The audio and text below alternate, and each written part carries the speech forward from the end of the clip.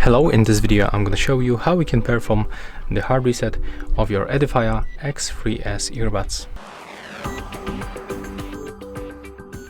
So first of all, before this hard reset, we have to disconnect them and also unpair them from any devices. So I'm only connected with this Android phone and I'm gonna disconnect and forget this device.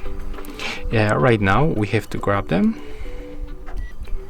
These two earbuds. There are the indicators, we have to take a look on them, and right now we have to click on them 3 times, and for the third we have to hold. So 1, 2, 3, 4 and hold, and take a look for these indicators. If it is not working, we are going to repeat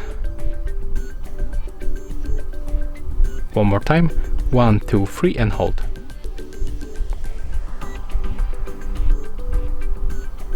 Okay, just like that. Right now we can release the buttons. As you can see right now, they turn to the red, and it means that we successfully perform the hard reset. Right now, when you put them to the charging case, close the case and open it after a few seconds and remove them from this case, they will move to the pairing mode automatically. So it means that we restore all default settings. That's all for this video. Hope you like it.